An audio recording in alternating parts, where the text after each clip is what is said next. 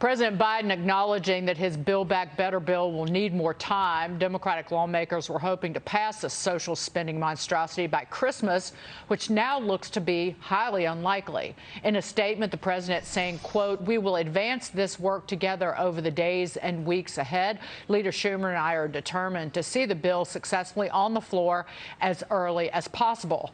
Biden also noting that discussions will continue with Senator Joe Manchin, who's been vocal about his concerns with the bill. Joining me now, South Carolina Congresswoman, House Transportation and Infrastructure, House Oversight, and House Veterans Affairs Committee member Nancy Mace. Congresswoman, what do you make of this stall? Do you think that they are able to pass anything in the new year? No, and when President Biden says that Build Back Better needs more time, what he really means is Build Back Better is dead. This bill will not pass or go anywhere before the end of the year. And looking into 2022 with the midterm elections, I don't see how you move this monstrosity forward. It's not going to cost $1.75 trillion, more like probably $5 trillion. The American people were misled on it. And that's very problematic for the president and for the Senate going forward. Do you think that it's problematic, though, for Republicans? Because, again, it's all about the politics and the messaging of it as for the left. But because this extra child allowance expires right now, right before the Christmas holidays, so the credit went from $2,000 to now it's $3,000 a year, or $3,600 for children under the age of 6, and families were getting the money delivered to them monthly. That will disappear in the new year, and the Republicans will get blamed for that, won't they? They will. And the child tax credit is popular. So is 4-year-old pre-K. It's popular with Americans on both sides of the aisle. But this is what happens when you refuse to work together, refuse to reach across the aisle to work together, to work for the American people. And I'd like someone to tell me one thing that is better for middle America, for the American people in the last year. Everything costs more.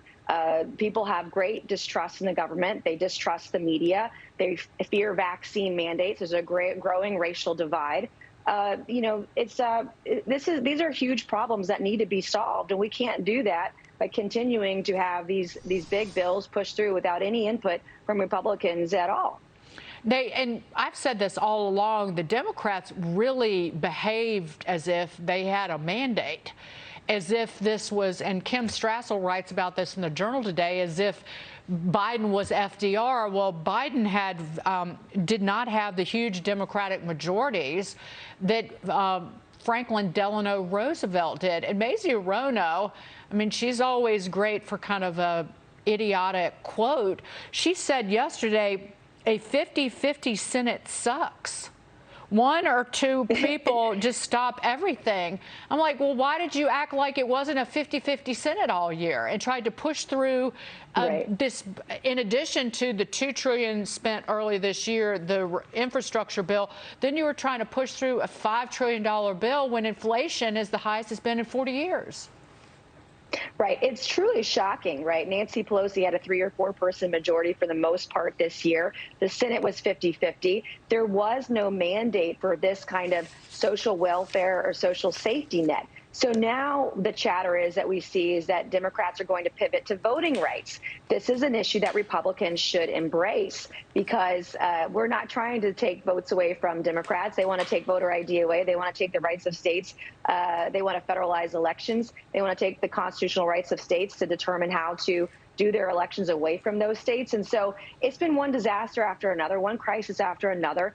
And you have 20 Democrats that are retiring going into next year. Plus, as you said, they treated this last year like there was a huge Democrat mandate. There was not. There was a mandate to work together.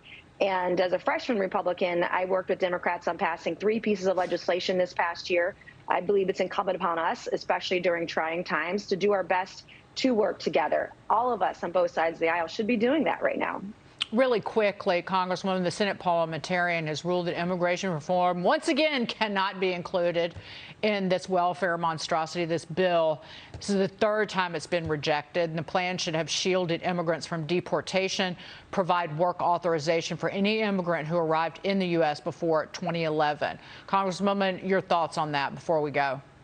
Well, In addition to that, President Biden was floating around the idea that immigrants and families at the border should get $450,000. That's more than an American soldier's family gets when he's killed in action. Their insurance policy is only $400,000. So really, it's shocking that they think they can shove these things through. They said they're going to fight it tooth and nail, but that's the wrong time and place to be doing this right now. And I'll point out the administration has pulled out of those settlement talks with the separated families. We'll see where that goes. Congresswoman Nancy Mace, thank you so much. Great to see you. Thank you.